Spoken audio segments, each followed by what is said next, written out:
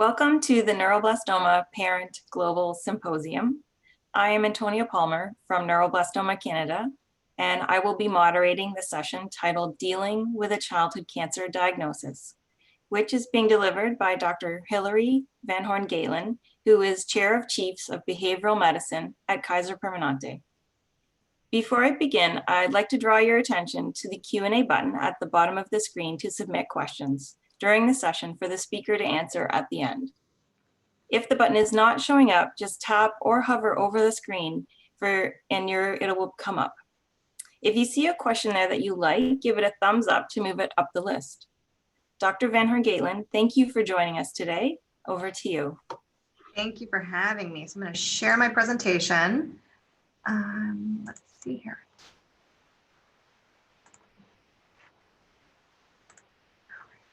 So today I'm going to be talking about the process of a diagnosis of childhood cancer.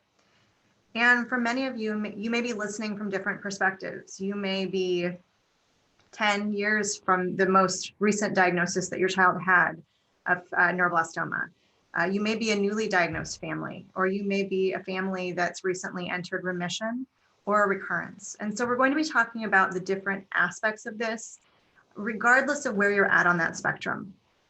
And so today, what I would like to start by doing is talking about this journey into the unknown.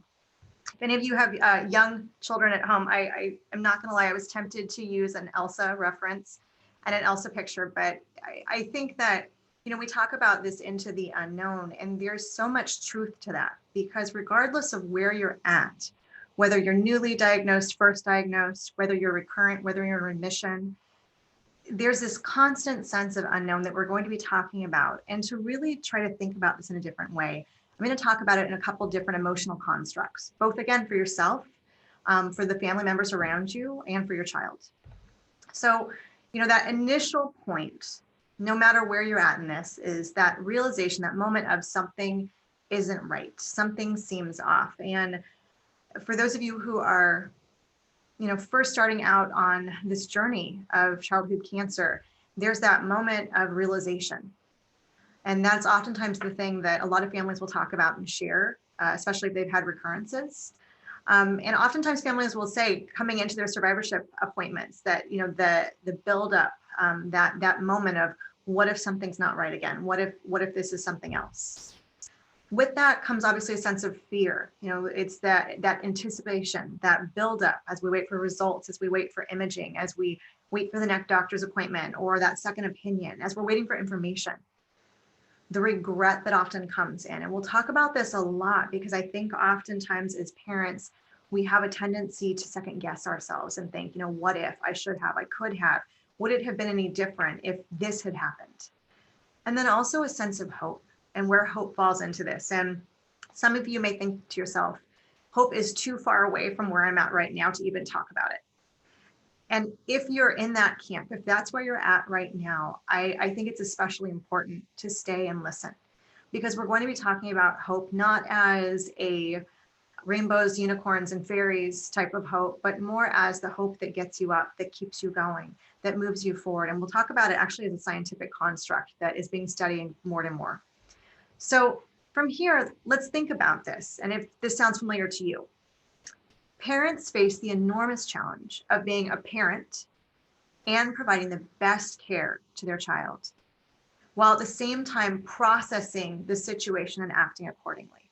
And I am sure that every single one of you can share that. You know, there's this one piece of you, you've become both parent and you've become nurse, and you've become child life or occupational therapy. You've become their teacher. You've become their friend. You've become their second, third, and fourth opinion at times. And all of those different roles are so overwhelming in and of themselves, and you're taking them all on, while at the same time, you have an emotional experience of your own that oftentimes we kind of put off, and we say, I'm going to deal with that later. Right now, I just have to keep going. And so some of the examples that Verburn gave was, you know, the daily anxiety around current and future decision-making that a lot of parents feel. Confrontations with loss and related grief of what was supposed to be. And we'll talk about this a lot coming up. It also talks about ongoing uncertainty. You know, no matter where you're at, even if you're where you wanted to be, there's this sense that it doesn't feel as comfortable, it doesn't feel as stable, it doesn't feel as safe as I thought it would be.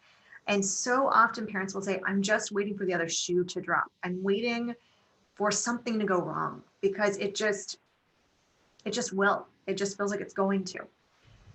Preserving meaning in the parent-child relationship. How do I just be a parent still when there's all of these other things? And how do I, to that point, be a good parent?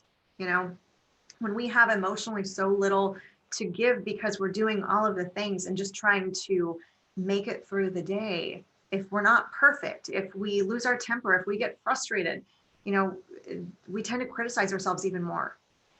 And then tension around care, around medical decision making, and how to best engage with your healthcare providers. And so there's all of these different roles and responsibilities. And I always look at it as a juggling act, that we're trying to keep all the balls in the air. And we'll talk about this again more as we think about the concept of grief as a construct for just diagnosis. But I really want to engage you in thinking about where you felt pulled in different directions. So first, let's talk about grief as a conceptual framework. So most of you think about grief in a very specific way, but instead, as psychologists, we talk about grief all the time in relation to adjustment. We talk about grief in relation to any type of loss. It can be loss of expectations. It can be a loss of the belief that everything was going to be okay, that this couldn't happen to us. It can be loss in terms of, I didn't think that we would, everything went so well the first time. I really didn't think that we would get that second diagnosis. I worried about it, but I really thought that we were in the clear from a reoccurrence. It may be grief and loss around, long-term effects from childhood cancer. And so when we think about grief, we talk about the stages of grief. And so denial, you can all see that when you think about, the initial moment when your child is diagnosed, where it's this, it must be wrong. Surely it can't be wrong. Can we do the test again? Can we meet with somebody else and see if we can get more information, different information? Anger. Oftentimes as parents, when we think about that initial diagnosis, about recurrence especially, there's that anger towards ourselves, sometimes also towards the people around us for not being who or what we wanted and needed them to be. And then we talk about something called bargaining. So bargaining is the could have, should have, would haves. So bargaining is something that we're doing every single day, right? It's, many of us, and oftentimes I'll see parents who will, pray to God and say, God, if you will just do this, if this can just happen, then, I'll do anything. I'll do anything. It can be bargaining with the people around us. It can be bargaining with ourselves. And then there's depression, and that's that moment of sadness. Oftentimes with families going through cancer treatment, the depression is typically delayed because there's so much to do. So we have the gift and the curse of being overwhelmed and burdened by all the things that have to happen. And oftentimes that forced activity pushes off the feelings of sadness that typically come at some point. But other times, especially when there's one parent who, if you have other children in the home, is left caring for the rest of the siblings while one parent is taking care of the child with cancer, especially if you're traveling some distance for care, that can be a significant sense of grief and loss and sadness for the parent who is staying home. And then we talk about acceptance. And acceptance we're going to talk about more specifically around hope. Acceptance is not a sense of this is okay. Acceptance is not a point of, all right, well, this happened. I get it. I'm there. I'm over it. Acceptance is more the process of going through each day without having that overwhelming sense of depression, of anger, of sadness, of denial, of bargaining. It's the willingness to keep moving forward. And beyond all of this, one of the things that's been added on when we think about stages of grief is meaning. How do we find meaning in the grief? Meaning because of the grief, meaning beyond the grief of that diagnosis, especially when this comes to childhood cancer. And this is where hope comes in. And so we'll be talking again a lot about how that hope feels, what that hope looks like, and as a construct, how hope can actually be soothing, it can be healing, and it can help us keep going. And again, not just for you, but for the people around you. and for your child. So the intersection of grief and cancer. One of the things we talked about in the beginning is with diagnosis, with that initial diagnosis, when you're not sure, when you get that recurrence, there's that moment of realization. Oftentimes parents will say, this felt like a numbing to me. I felt numb. I felt like I was only taking in every other word. I felt like I couldn't hear what was happening. I couldn't see really. Everything just felt numb. It felt blurred. I felt like I was in shock. Families will report moments of intense fear. And one of the things we talk about is, that projection of what's going to happen and what could happen, followed by moments where, again, none of it seems real. And I think all of you probably still have moments of, I would say, disreality, where you wake up in the morning and just for that moment, there's this sense that this isn't really happening to us. We also talk about the realization moment of, who do I talk to? Who do I tell about this? Who do I share this with? Especially if I don't know what it is yet. Who do I reach out to? Who's in my support network? Who can I trust with this information? And where do I seek support? What's next? Oftentimes, in the United States, we talk about this quite a bit, is for families that are in very rural areas, what's the next step? How do I choose the best place to even get more information? And so realization is just that, I always talk about it, it's the initial shock. And then it's that moment where you say, okay, I've got to step forward. I just don't know how yet. I just don't know where to put my foot next. And so it's just that moment of waiting. Another thing I also often talk about with realization, and this really kind of feeds into what we'll be talking about next, which is family reactions and opinions. As we ourselves are still numb and going through the motions, and as we cope with the grief of this in different ways, those around us cope differently as well. And so oftentimes other people will have very strong opinions, especially as we start to share. Other people will have very strong reactions. And there's this sense of, at times, more cohesion, a greater sense of closeness in a couple, in a relationship, in a family unit or a larger family structure.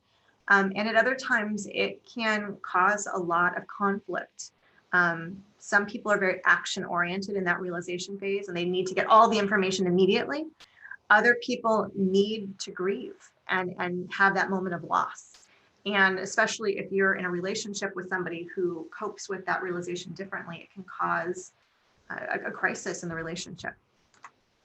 We also talk about information overload. So one of my practicums way back when I was in grad school was for a cancer nonprofit called Cancer Lifeline. And one of the things that they talked about in the initial stages of cancer that has stayed with me to this day, because it has been so true in every single family, every single patient I work with, every parent that I take care of, is this sense of information overload where there's so much information out there and there's not nearly enough information out there. And you can't even tell what information is true, what information is not, what's still accurate. And it's interesting because when I think about, my initial work, the internet was not what it is now. And so there wasn't the same amount of information overload. It was almost a sense of no information and the fear that comes with that. And now oftentimes families and parents will have so much information that they don't know what to do with it. Or they'll have family members who are also coping with their own grief and realization by, I'm going to do all this research for you. And then they come and they say, well, this is what you need to do. And you've already made a decision. You're feeling okay. You're feeling confident. And again, it's the conflict and the distance emotionally that it causes in a moment where what we most need is connection. And then let's talk about the fear. Fear is different on different people. Fear is so different for all of us. Fear is that moment after realization. Fear is that sense after the initial shock starts to wear off. And sometimes what happens is that we know that the amount that's known, so what we do know in this moment, is deeply outweighed by what we don't know. So we may have a sense as to what it is, and we go to tell people, and people start asking all these other questions that we don't have the answers to. Or you come to us as your care team and you have a list of questions that you want to ask, and we don't have all the information yet that we need to help you make that decision and answer those questions in a way that's accurate. And there's this gap. And oftentimes the sense that if I have more information, I'm going to feel better. I'm going to feel like I have a plan. I'm going to feel more action oriented. It's going to feel safer. It's going to give me something to work towards.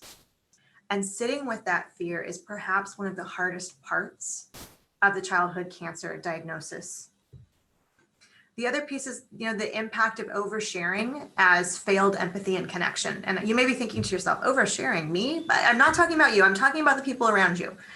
I can't tell you how often when I'm talking to a parent whose child was recently diagnosed with cancer, and they will tell me, I met somebody at work, we were talking about it, I was just in for a little bit, and they said, Jane, don't worry, my cousin's son's aunt by marriage was diagnosed with something just like this, and they said that it was really serious and it turned out not to be that bad. And you're sitting there thinking to yourself, that's a very different situation. That is not what I'm experiencing. This is very serious. And I feel like you've just minimized and tried to take away the validation of my feelings and my fear. And one of the problems is that was a failed attempt from somebody else to connect and to make you feel better. Again, when I was at Cancer Lifeline and our nursing managers there, they were just brilliant. And one of the things they talked about was, the need to talk without feeling judged. And those around us accidentally leave us feeling judged because they try to fix by giving false information or silver lining things, making us try to feel better about it by thinking maybe the what ifs, but that's not how we're coping with this diagnosis. And so thinking about some of the places where, again, we have more disconnection, and it's driven by oftentimes, unfortunately, good intentions. So when we think about this, some of the things I oftentimes tell families to look for: increasing anxiety, insomnia, changes in appetite, lack of interest in previously enjoyable activities. And you may be looking at this and saying, this is all me. And I'm going to tell you that that's okay. That is part of the process. The big thing is that as treatment progresses, as we start moving forward, as hopefully things start getting better or you have more clarity, that some of that gets better day by day by day. And after this session, I'll be talking about post-traumatic stress syndrome, symptoms, and post-traumatic stress disorder. And we'll talk more about when this is of more concern. We also talk about the difficulties of being present. Many, many times I'll have family members come in and say, my child goes to bed and that's the only time I can spend, just sitting down and looking up this information and trying to read this article and trying to connect with these people who've been through something similar. And it can leave other people in the family who are trying to get a hold of me or trying to kind of take care of me or support me feeling frustrated because they feel like I'm not focusing on them. Oftentimes also in relationships, we'll see one parent who their feeling of being present is being completely with their child in that moment. And the other parent's way of coping is getting more information, which can feel like they're not present with their child, when in fact, this is their way of caretaking and coping. And so again, those differences in coping styles and communication can start to, again, add to the burden of fear. And again, we talked about it. I can't say enough about it. There is such a thing as too much information. And for everybody, that amount of information is different. And I think especially for those of you who are on parent support groups, who are part of, different websites and organizations, one of the best things that we can do for each other, one of the best things that we can take care of each other in, is not confusing giving information with providing emotional support. Because what you need versus what somebody else needs going through the same situation may be two very different things.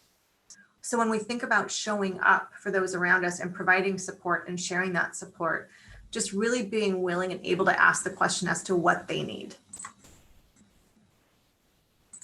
So let's talk about regret. As we talked about those feelings that hit when we're first diagnosed, the first thing that we talked about was that sense of kind of lack of reality. This doesn't feel real. And then we talked about this whole period of fear, of just that overwhelming sense of what next. The next thing that we'll talk about is regret. And regret goes really well with what we talked about in terms of grief, when we think about the bargaining portion of grief. So regret, based on where you're at in your cancer journey, can be very different. If you are newly diagnosed for the first time, one of the most common things that I hear from families is, I noticed 3 days before we had to take John to the emergency department that he was looking pale, and he said that his stomach hurt. If I had just taken him then, would his diagnosis not have been so bad? And again, I think you can probably all connect with some variant of that. For people who are in remission, the regrets may be the things missed. And this may be, sometimes more so for you than for those around you. Especially with COVID, I recently was asked to speak about how to help our children cope with all the losses that come from COVID. And they were talking about things like not getting to go to school and see their friends, missing, in the United States, we have prom, which is like a big dance where everybody gets very fancy. We talked about, missing out on big sporting events, going away to college, all of these big milestones that children look forward to. And when I wrote the article, the first thing that I wrote in this article was to acknowledge that any family who's gone through cancer treatment, they are old pros at all the losses. They are all old pros. They've been there. They've had these experiences. This is nothing new to them. Just the simple act of isolation and quarantine is something for you that has become normal, probably even before COVID. And I think about this because I think about the regret piece. It looks different, for those in remission, these are the things that they should have had, but cancer took those things away from them. And then for a secondary diagnosis, oftentimes, especially with my adolescent young adults, they may have been on maintenance medications, other things, they may have missed an appointment. They didn't do this, they didn't do that. And there's a sense of, if I had just done what I was supposed to, if I'd done it exactly the way I was supposed to, maybe this wouldn't have happened. Maybe things would be different. And that is part of the process. That is a very common scenario as we work through the reality. And again, it can be very disease specific. It oftentimes is related to diagnosing and timing, and it can be also, again, related to other life choices. So now I want us to think about hope. So this was that last point on that map when we talked about diagnosis. And I want us to think about hope as respite. There's this constant storm going on. And with childhood cancer, even when you're at the end of it, when you're at the remission phase, the people around us are ready for us to get back to normal. And we're in this moment of, but this is it. This could be, we're going to be wondering, we're going to be waiting. We're going to be dealing with the after effects, potentially for the rest of our lives. And so as opposed to thinking about hope as an end process, just like people confuse acceptance and grief as an end process, I want us to think about hope as that moment of clarity in this ongoing storm. Hope is not blind. Hope is not a refusal to see what's around us. Hope is really how we carry that light within us, how we keep going. Hope is what you have every single day when you don't want to wake up and get out of bed and you still wake up anyway. Hope is the thing that keeps us going despite the odds around us. Hope is what helps us change. It's what helps us flex. It's what helps us have grit. And again, just really put one foot in front of the other. And so I just want to remind you that it is not a refusal of reality. And I think we all know those people where we see it and we're like, oh God, if this is how they're coping with this, I don't know what to say. What I'm talking about when I think about hope, I'm talking about it truly as a scientific construct and as something that gives us more resilience, more grit, and a greater ability to keep going despite what else is happening around us. So let's rethink hope. So from diagnosis to beyond, where does hope fit in? Because it's an ongoing, it's an evolving process. It changes based on what's happening. And my argument is that hope fits in everywhere. Hope is everywhere, it's everything. And really in the face of cancer diagnosis, especially with the higher potential for negative thoughts and emotions that come with that, we find that the majority of children diagnosed actually do very well throughout treatment when we think about it emotionally. As I say over and over again, children don't have the frame of reference adults have, so they tend to do much better than we do. And we've also found, though, that children with higher self-reported hope and higher behaviors that we think are in line with resilience, just that ability to kind of say, yes, this is hard. And today might be hard, but tomorrow could be better. The next time I go through this treatment, it actually may not be as bad because now I know what I've experienced the first time. But we know that those children with hope, we know those children with higher markers of resilience. And again, what we would call more psychological flexibility. So the ability to kind of give and take when things get hard, have higher levels of post-traumatic growth. And post-traumatic growth is something, again, we'll be talking about in my next discussion, but it is truly a marker of better both health outcomes and psychological outcomes. So one of my favorite quotes, and I started doing this as I was going through this, and I want to encourage everybody listening,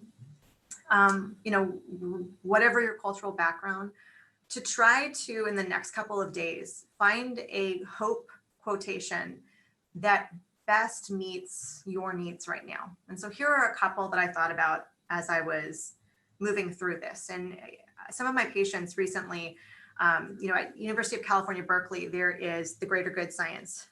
It's a research institute that looks at a lot of these health psychology, these positive psychology markers. And one of the ones they talk about a lot is hope. And so I've been using some of their work more recently and having some of my patients write something down and post it somewhere that they see it every day. So for some of my parents, it's writing it down on a Post-it note and sticking it on, the dashboard of their car. It may be next to their mirror. For their children, it might be helping them choose something that kind of helps keep them going. And so here was one from Emily Dickinson. Hope is the thing with feathers that perches in the soul and sings the tune without words and never stops at all. So let's talk more about hope, resilience, and growth. So research suggests that hope is extremely and more important for children with health problems than children without health problems.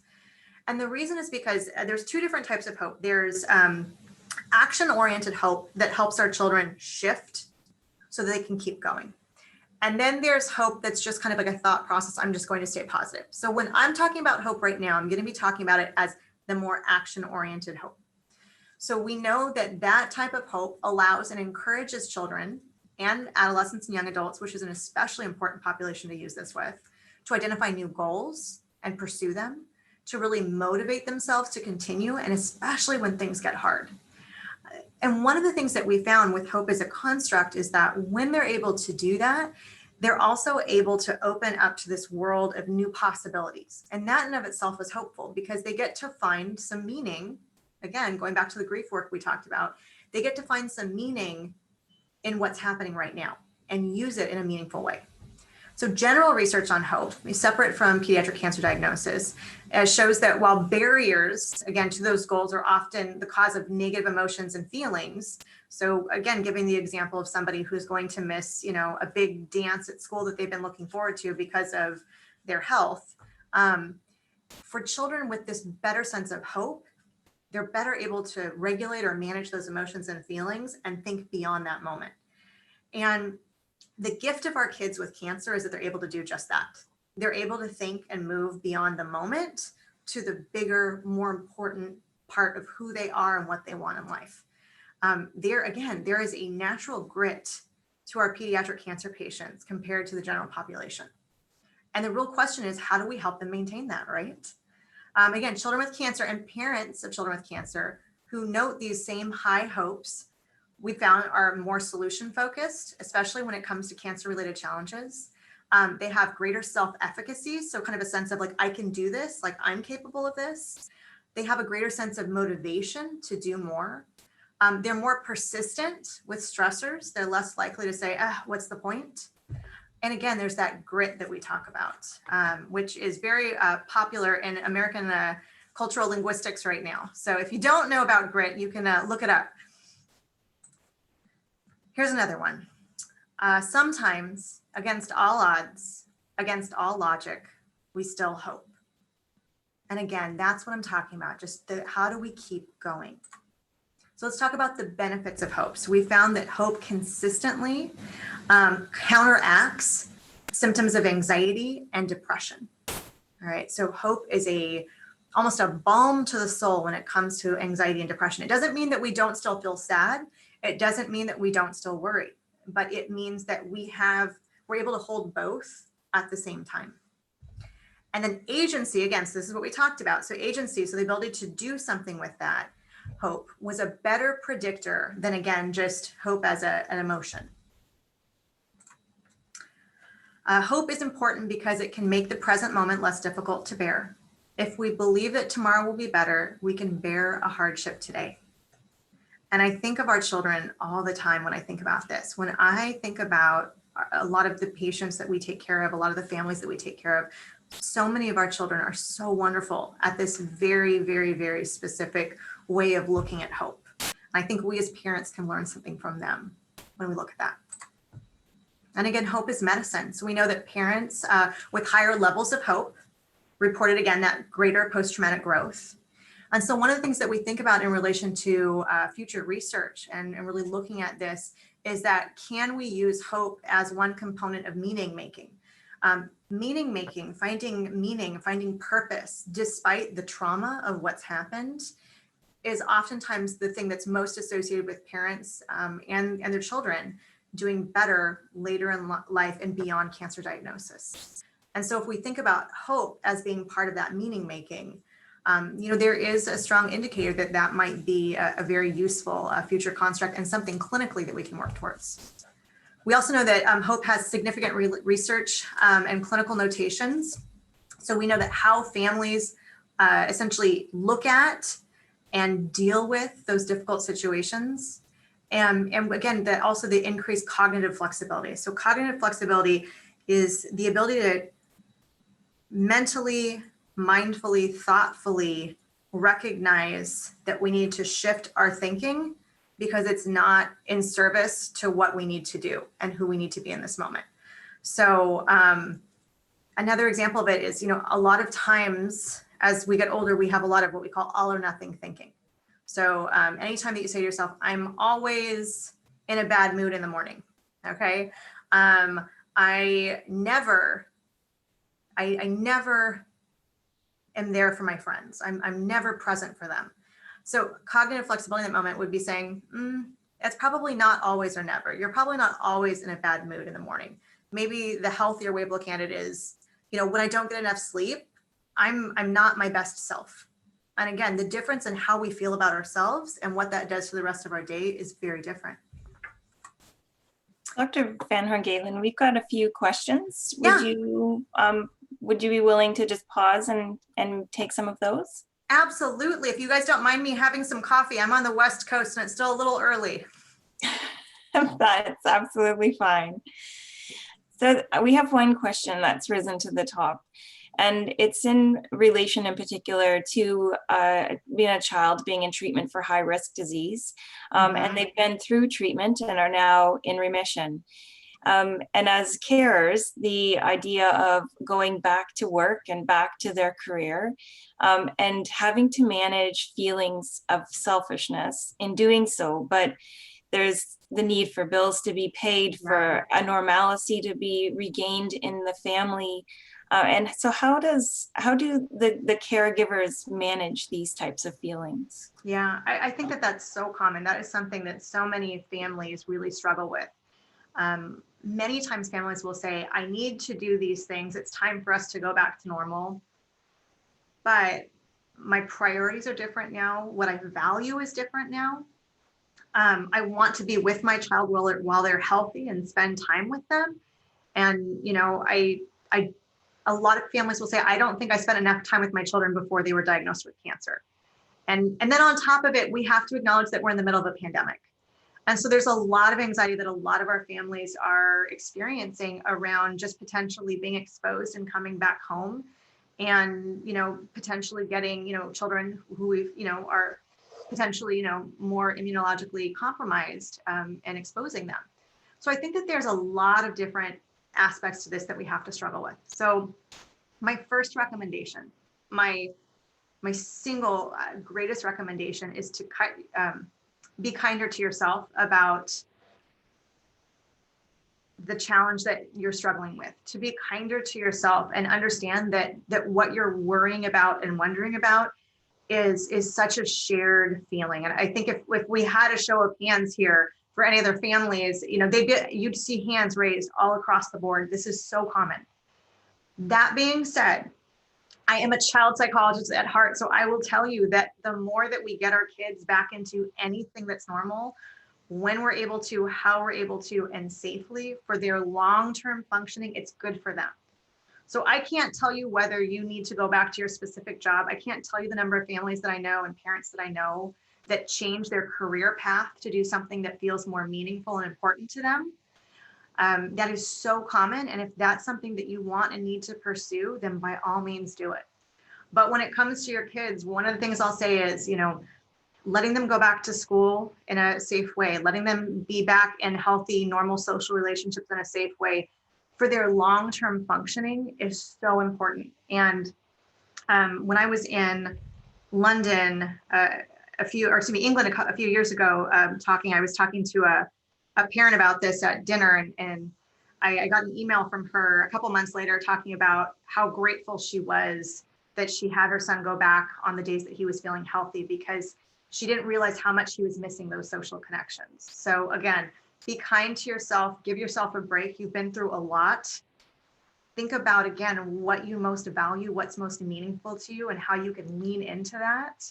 And then for your child, how do you help them balance, the reality of being a cancer patient in remission and that uncertainty, while also getting to, maintain as much of their childhood and increasing independence as they can. Thank you. We have another question here, which did come up actually in the last session about parental guilt. So the question is, my wife experiences a tremendous amount of guilt for believing that she is a major reason my daughter has cancer. What is the best way for me to support her through these feelings?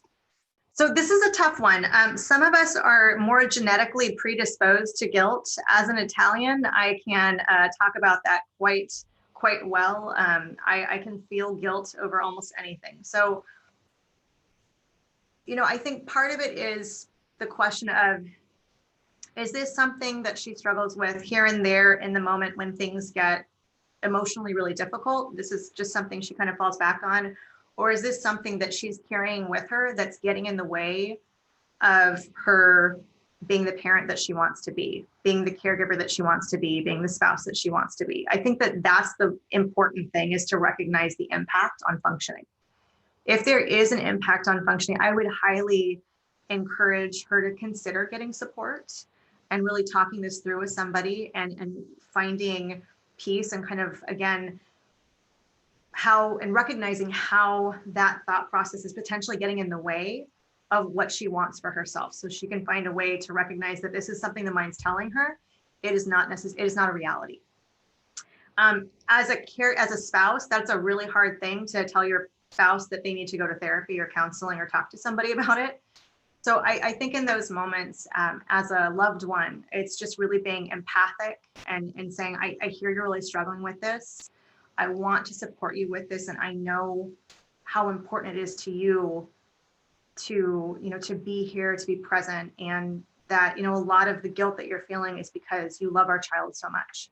And I love you for that. And if you ever want to talk about getting more support or doing something more with this, I'm here to talk about that too. So I would say just opening it up without pushing anybody into therapy when they're not ready. Thank you.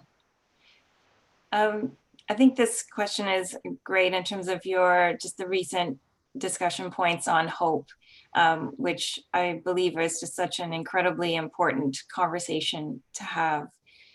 But I think this question comes from someone who might be within the family network, but not necessarily the caregiver themselves. Mm-hmm. Do you have recommendations to actually help people become more helpful, especially more hopeful, especially those who are the parents of a child with cancer? Is there a way to help someone just build that hope within themselves. Yeah, absolutely. So we'll talk about that more as we move to the end of the presentation. But, I think one of the biggest things that we talk about is, I think, unfortunately, when you're in the middle of it and somebody's trying to tell you to have hope, it can feel to family members, like you're saying, it can feel critical, and it could feel like you're telling the person to be blind to what's happening. And hope is not necessarily natural for us. I think that sometimes we're afraid to hope. And that's so common, because I don't want to get my hopes up and then be disappointed, be devastated. That would be worse than just preparing myself for the worst this entire time. So one of the things that I do recommend is, really encourage that person to talk without feeling judged. And in the moment, it's so hard, but don't yes but them. I see this a lot. The yes but, or, oh, but everything's going to be okay. We silver linings it, right? Oh, but she's doing so well in treatment, and that ends the conversation. So at times I will see that as we let people talk about where they're coming from, we can naturally say, I hear that these are the really, really hard things for you. Is there anything you're feeling hopeful about? Is there anything that feels like you're surprised at it too? And like, I want to hear, both sides of that, and really just give them the time and the space to talk about that without pushing it too much. But it's a very delicate balance. And again, based on our tendencies, and we know that people with a history of depression tend to be slightly less optimistic. And so that hope can feel harder and more dangerous for them. And so again, we just have to really think about doing that thoughtfully without pushing anybody into something that doesn't feel natural. It's sort of a little bit of along these lines, and it was what you talked about earlier in your presentation about those people in your life who might have the unhelpful comments and who are just looking, I think, for the most part, to try and find a way to empathize in situations Absolutely. where they just don't have a great deal of experience. And I think it's stumbling into a situation and to try and say the right thing and to try and do good. And often it can come away feeling very unhelpful and very hurtful. Yeah. Sometimes people maybe aren't feeling that way too, and you have people in your life who just want to try and tell you what to do, unfortunately, in these situations. But how do you deal with those as a parent of a child with cancer? I think that you, as a parent, you often get told, oh, I couldn't handle this, or God gave you what you are willing to, you're able to I hate that handle. saying. And, and they're so hard to swallow as a parent.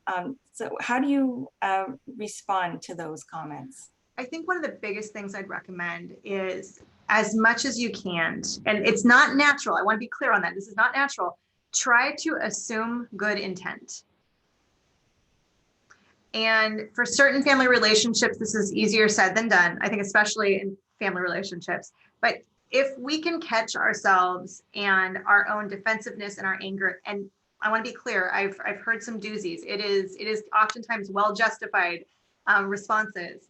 If we can assume good intent, I mean, there have been, studies, there have been qualitative assessments and evaluations, and they find that when people get uncomfortable, the tendency is to go into problem solving, or how can I fix this, or put a Band-Aid on it.